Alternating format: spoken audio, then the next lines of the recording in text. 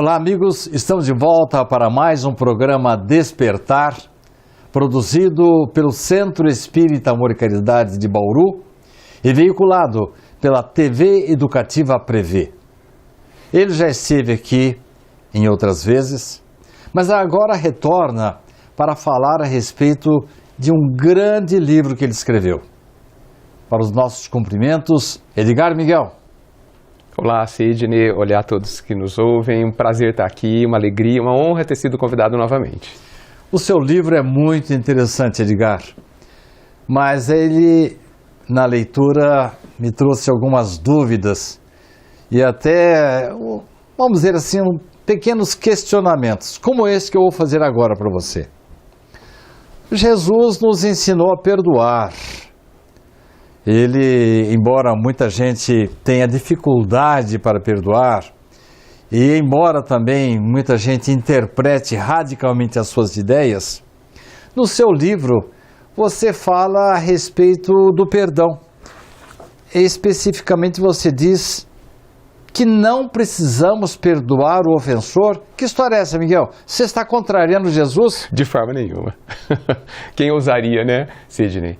Não, a ideia é que a gente consiga um nível de compreensão sobre o que a gente sentiu diante do que o outro fez ou da forma como o outro agiu, um nível de compreensão não somente racional, mas também emocional, que aquilo não nos afete.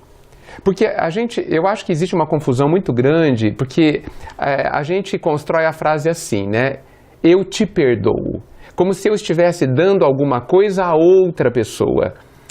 E muitas vezes, magoado, nós não queremos dar nada de bom ao outro. A gente pensa que perdoar é liberar o outro, inclusive das consequências dos seus atos. E nós sabemos que não é assim.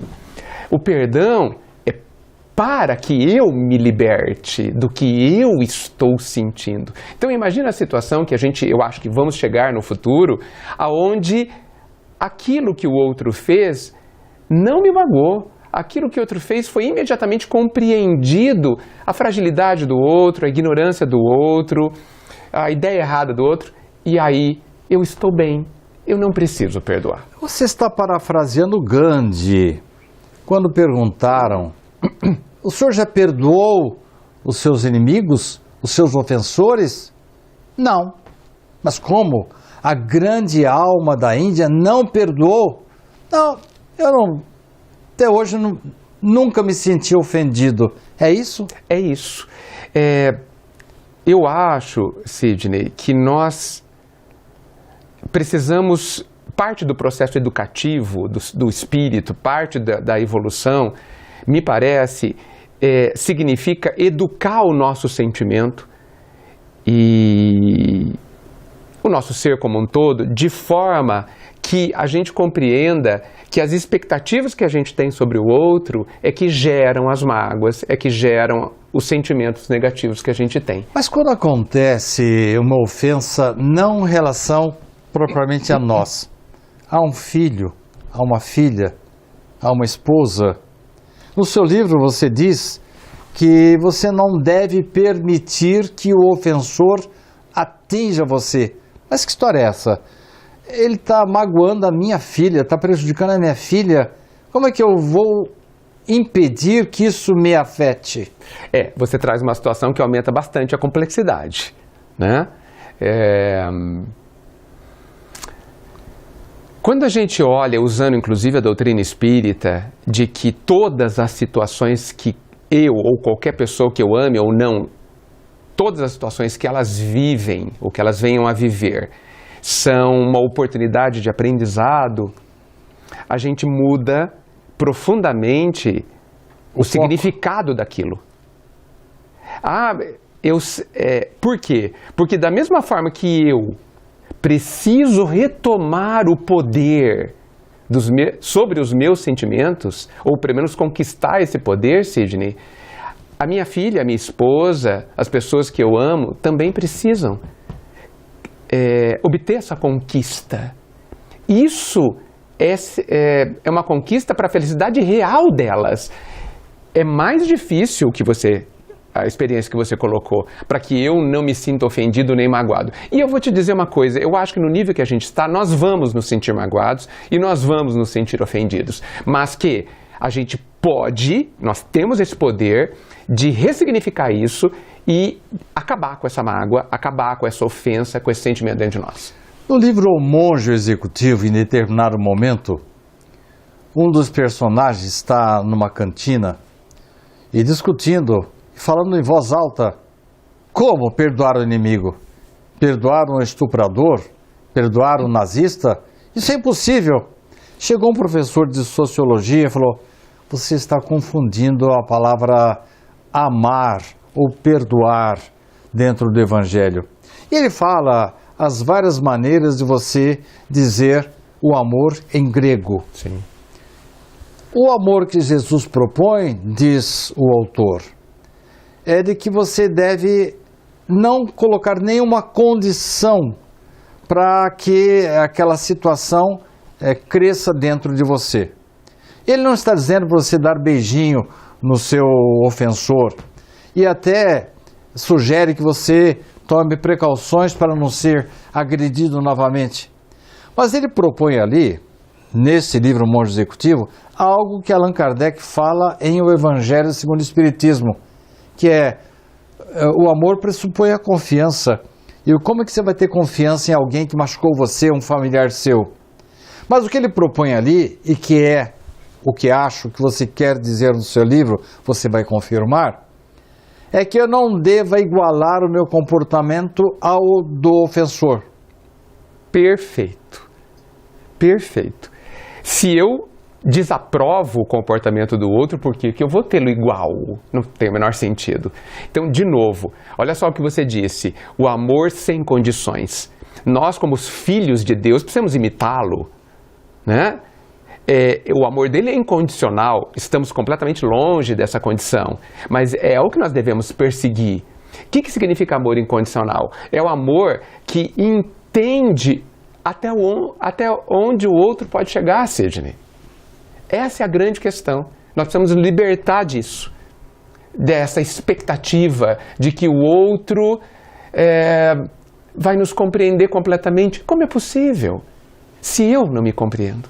Nós vamos fazer um pequeno intervalo e a conversa com o Edgar está muito gostosa e você, telespectador, tem as suas perguntas, vou tentar adivinhá-las para fazer para o Edgar, mas no instantinho estaremos de volta para o nosso segundo bloco.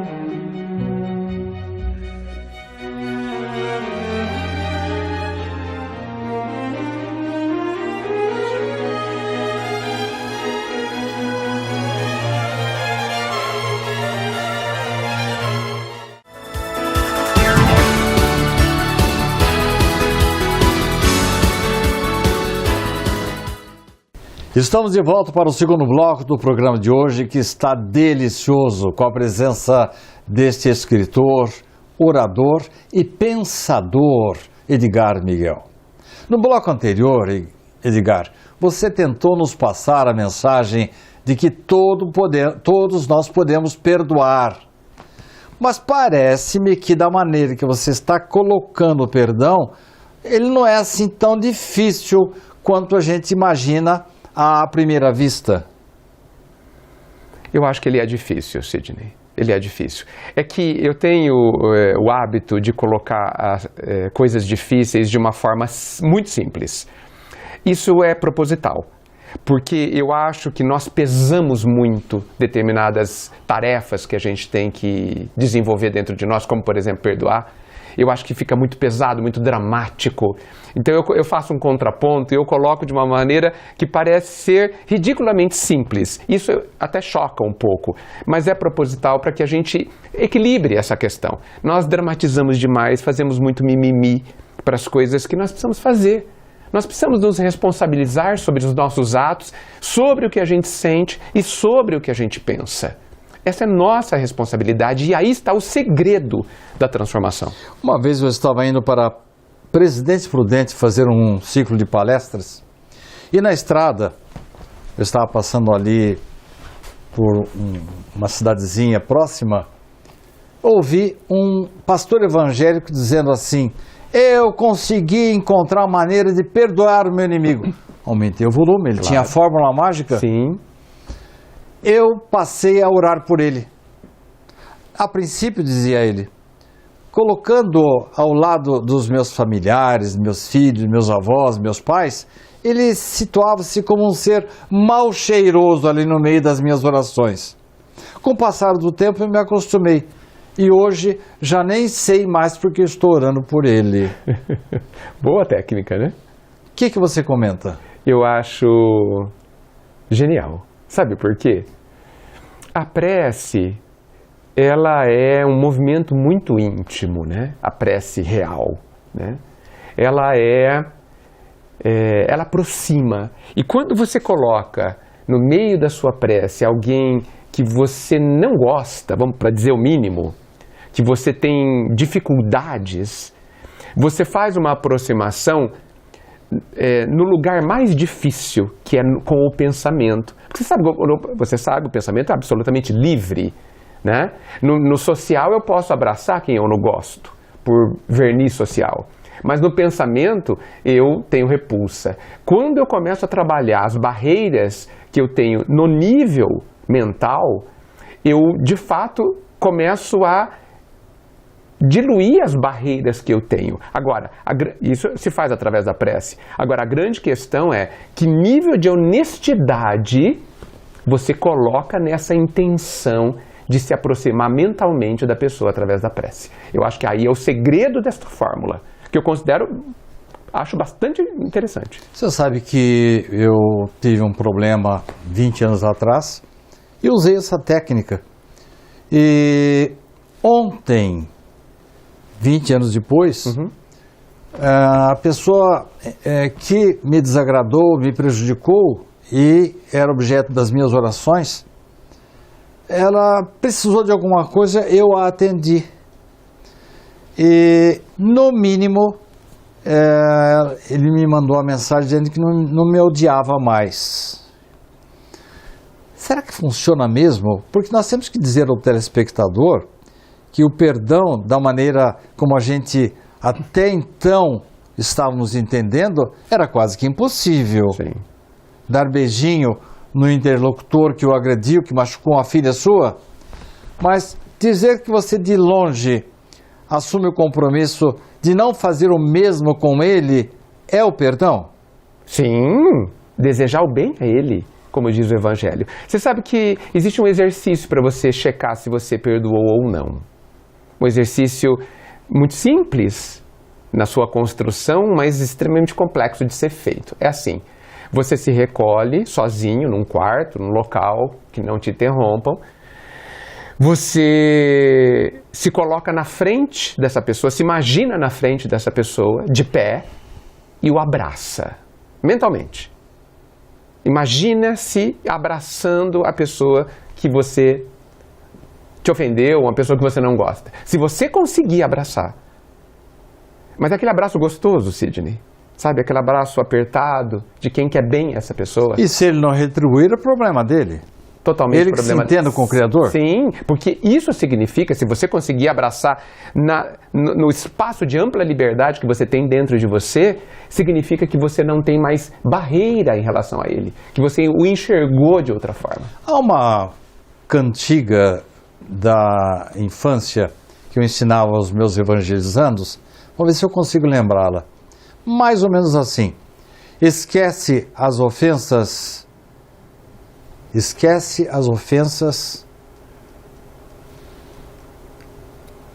ao dar-lhes perdão. Não, esquece as ofensas. E assim já não pensas em dar-lhes perdão. Uma coisa mais ou menos assim. Ok. Você acha que o esquecimento representa já o perdão? Acho que não. Por quê? A neurociência já nos diz que a memória é altamente ativada sob fortes emoções. Entendi. E quando a gente é impactado, isso se grava fortemente dentro de Quer nós. dizer que você tem que evitar que você mantenha o seu ódio camuflado ali dentro. Sim. Eu acho que assim, não é esquecer. A não ser que... depois eu falo sobre o a não ser que. É lembrar e aquilo não te machucar mais. Esse é o objetivo. Quando é que eu estou livre daquela situação que aconteceu há 30 anos atrás?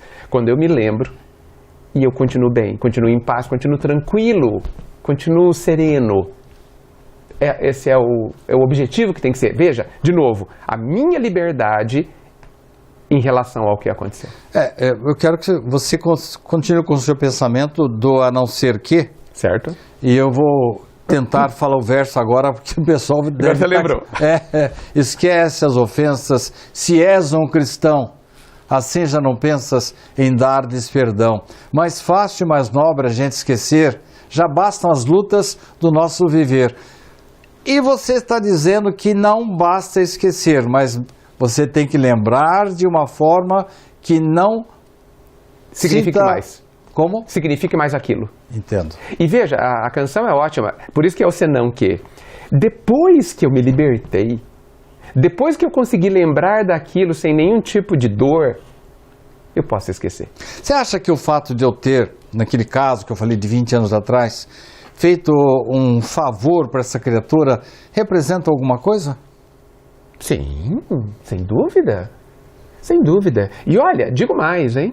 Mesmo que o seu sentimento, ou o sentimento de alguém nessa posição, não esteja completamente harmonizado, o gesto tem muito valor. É um gesto de paz? É um gesto de paz, é uma tentativa de fazer o bem, ou talvez uma conquista de fazer o bem a alguém, mesmo que não esteja completamente harmonizado. Eu acho que as vibrações de simpatia que você pode começar a produzir do outro para você, auxiliam no processo. Maravilha. Nós nos empolgamos com o perdão e eu tenho tanta coisa para perguntar para o Edgar.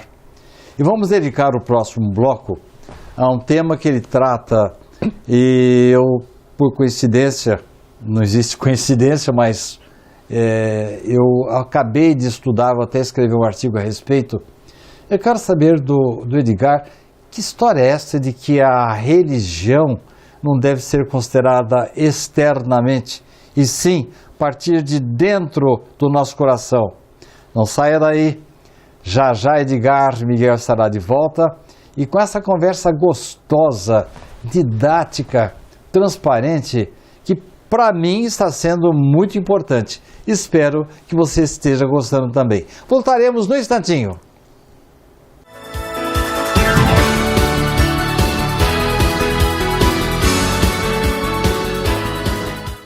Você pode ajudar o SEAC de Bauru se cadastrando na campanha Nota Fiscal Paulista e indicando a nossa organização como beneficiária na doação automática. Com sua contribuição, nós recebemos o valor calculado em tributos fiscais e concorremos a sorteios mensais. Você também concorre a prêmios de até R$1 milhão e tudo com custo zero. Toda vez que você solicitar o CPF no ato da compra, a doação automática ocorrerá. Cadastre-se no programa Nota Fiscal Paulista pelo site ou, se preferir, baixe o aplicativo no seu celular. Faça seu login e siga o passo a passo que o sistema oferece. Escolha a opção Entidades e, em seguida, Doação de Cupom Fiscal com CPF automático. Pesquise pelo nosso CNPJ, Centro Espírita Amor e Caridade e selecione Prazo Indeterminado. Pronto, agora você já está ajudando o SEAC e todos os nossos projetos. O Centro Espírita Amor e Caridade de Bauru agradece.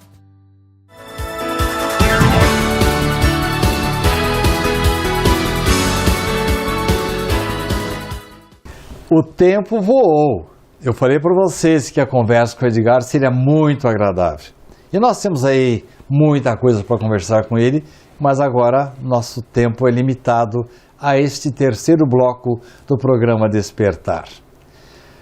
Edgar, num ping-pong aí para a gente tentar extrair de você mais conhecimentos desse magnífico livro seu que eu adorei, permita que eu fale ao seu coração.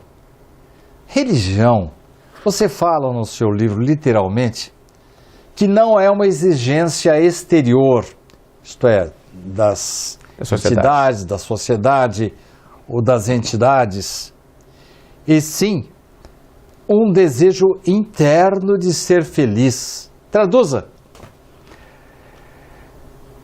Eu acho que a gente pode perceber, Sidney, que existe um vazio dentro do ser humano, né? Que nos leva a uma busca de algo, né? E cada um elege esse algo, né? Alguns falam da busca de sentido, o motivo existencial, etc. Eu penso que esse vazio está relacionado à falta da conexão com o todo, que seria uma outra forma de dizer com o Pai. Atualmente, cardiologistas falam que você consegue mais saúde e controlar melhor sua pressão se você se espiritualizar. Não falam em religião. Não. E Allan Kardec, num gesto de boas festas, quando ele fala em religião, ele refere-se inclusive àqueles que não têm religião, mas que conseguem esta elevação espiritual. Que seria a religiosidade, né? Então, há uma diferença? Sim. Muitos religiosos talvez tenham pouca religiosidade. E né? muitos não estão? Não, são ateus, podem se dizer, porque eles renegam o Deus que lhes foi apresentado, né? Mas talvez eles tenham descoberto uma conexão toda particular. E esse é outro ponto interessante. A religiosidade é individual. A forma como você se relaciona com o Pai é diferente da minha. Porque você é único. Eu sou único, nós somos únicos. E você me fez lembrar de que lá no prefácio do Nosso Lar, no prefácio do Emmanuel, ele termina dizendo que o que a gente precisa é de espiritualidade, que talvez seja sinônimo de religiosidade, né? Paulo dizia que não basta você conhecer a religião, você tem que vivenciá-la. Isso. E essa vivência me parece interna. Como é que eu me vejo no todo, Sidney? Que peça eu sou neste todo? Né? Qual a minha conexão com o todo? O meu professor de inglês me deu uma dica recentemente que para eu adquirir uma certa fluência, que eu tenho que o tempo todo pensar em inglês. A gente fazer as coisas certas depende dessa internalização, isto é, o tempo todo eu me vigiando para cumprir as coisas certas, para na hora da emoção essa assertividade que ela possa ser apresentada? Isso que você disse está dentro do processo de autoconhecimento, né? Que significa autoeducação também, né? Já foi dito que a gente tem que orar como respira, né? O tempo todo. Mas eu penso que a gente precisa partir, Sidney, de uma compreensão do todo. E a doutrina espírita nos faz isso. Eu acho que a doutrina espírita é uma nova forma de enxergar as coisas, de viver as coisas. Nós temos muitos telespectadores de outras crenças. Uhum. E a gente respeita, claro, e procura, às vezes, até trazer temas assim, não tão espíritas. Okay. Eu gostaria, nós estamos chegando ao final desse programa, e desde já quero convidá-lo para retornar, que nós temos muita coisa para conversar ainda. Okay. E eu tirei um outro trechinho do seu livro, que diz assim: o incômodo maior não é a dificuldade. Como assim, Edgar? O incômodo maior é o desânimo em superá-la? Sim. Nós temos uma dificuldade, uma doença. O grande impacto da doença é como eu a interpreto, não é a doença. Porque você sabe, duas pessoas da mesma família que sofrem a mesma doença vivem essa situação de uma forma completamente diferente. Então é como eu lido com ela. E muitas vezes eu apenas não quero lidar com ela. E por isso sofro. Então quer dizer que é uma questão de postura interna? Sim. Diante do problema, da dificuldade, da dor? Sim, 1000 vezes sim. Você deu a fórmula.